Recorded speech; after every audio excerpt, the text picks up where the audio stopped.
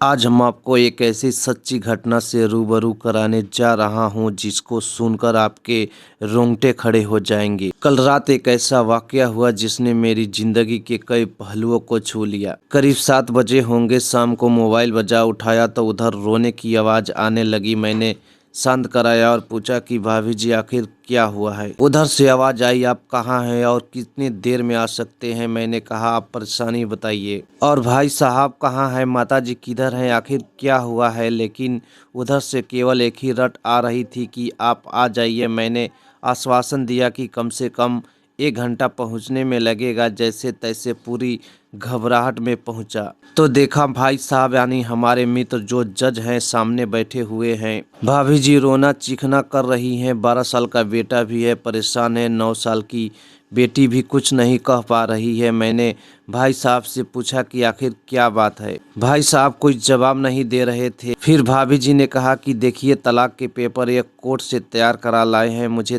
तलाक देना चाहते हैं। मैंने पूछा कि ये कैसे हो सकता है, इतनी अच्छी फैमिली है, 2 बच्चे हैं, सब कुछ सेटल्ड है। प्रथम दृष्टि में मुझे यह मजाक लगा, लेकिन मैंने बच्चों से पूछा दादी किधर हैं। बच्चे ने बताया कि पापा उन्हें 3 दिन पहले नोएडा के वृद्धाश्रम में शिफ्ट कर दिया है। मैंने घर के नौकर से कहा मुझे और भाई साहब को चाय पिलाओ। कुछ देर में चाय आई। भाई साहब को बहुत कोशिश की चाय पिलाने की, लेकिन उन्होंने नहीं पी और कुछ देर में वह एक मासूम बच्चे की तरह फपक कर रोने लगे। बोले मैंने 3 दिन से कुछ भी नहीं खाया हूँ। मैं अपनी 61 साल की माँ को कुछ लोगों के हवाले करके आया हूँ। पिछले साल से मेरे घर में उनके लिए इतनी मुसीबतें हो गई है कि पत्नी यानी भाभी जी ने कसम खा ली है कि मैं माता जी का ध्यान नहीं रख सकती।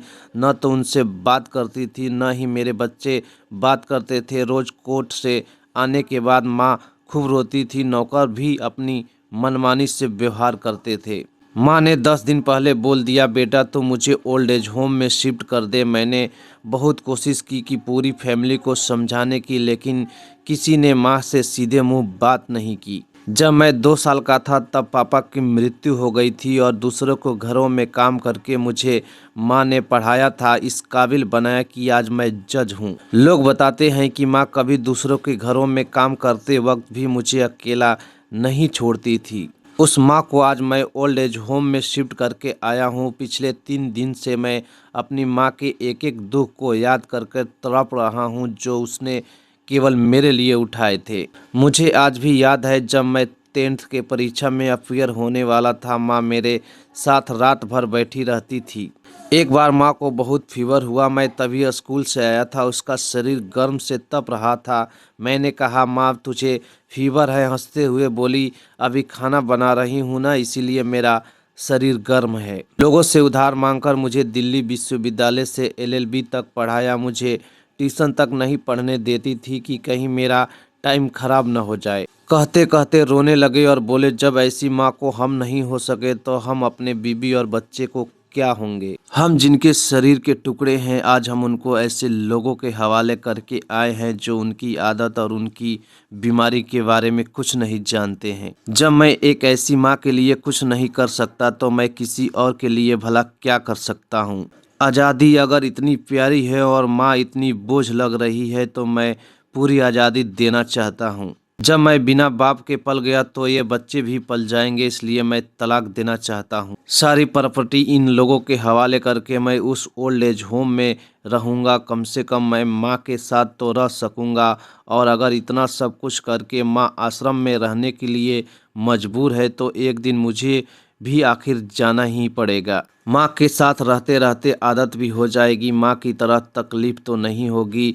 जितना बोलते उससे भी ज़्यादा रो रहे थे। बातें करते करते 12 बज गया। मैंने भाभी जी के चेहरे को देखा, उनके भाव भी प्रायश्चित और ग्लानि से भरे हुए थे। मैंने ड्राइवर से कहा कि अभी हम लोग नोएडा जाएंगे।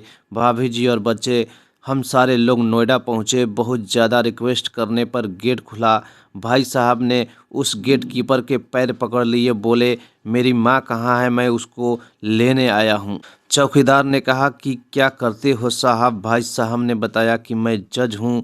उस चौकीदार ने कहा जहाँ सारे सबूत आपके सामने हैं तब तो आप अपनी माँ के साथ न्याय नहीं कर पाए, औरों के साथ न्याय क्या करते होंगे साहब। इतना कहकर हम लोगों को वहीं वह रोकर अंदर चला गया। अंदर से एक महिला आई जो वार्डन थी। उसने बड़े कड़क शब्दों में कहा कि 2 बजे रात को आप लोग ले जाकर कहीं मार तो नहीं देंगे। मैंने अपने ईश्वर को क्या जवाब दूंगी।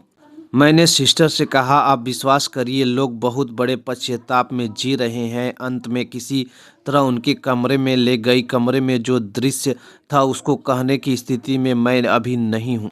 केवल एक फोटो जिसमें पूरी फैमिली है और वो भी माँ जी के बगल में, जैसे किसी बच्चे को सुला रखा है।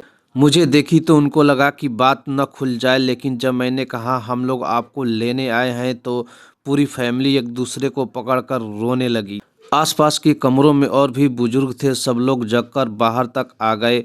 उनकी भी आंखें नम थी। कुछ समय के बाद चलने की तैयारी हुई। पूरे आश्रम के लोग बाहर तक आए। किसी तरह हम लोग आश्रम के लोगों को छोड़ पाए।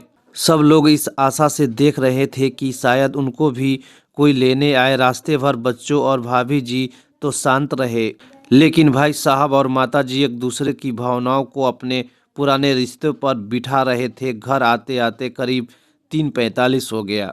भाभी जी भी अपनी खुशी की चाबी कहाँ है यह समझ गई। मैं भी चल दिया, लेकिन रास्ते भर वो सारी बातें और दृश्य घूमते रहे। माँ केवल माँ है, उसको मरने से पहले न मारे। माँ हमारी ताकत है, उसे बेसहारा न होने दे। अगर वह कमज़ोर हो गई तो हमारी संस्कृति की रीढ़ कमज़ोर हो जाएगी। बिना रीढ़ का समाज कैसा होता है, किसी से छुपा नहीं है।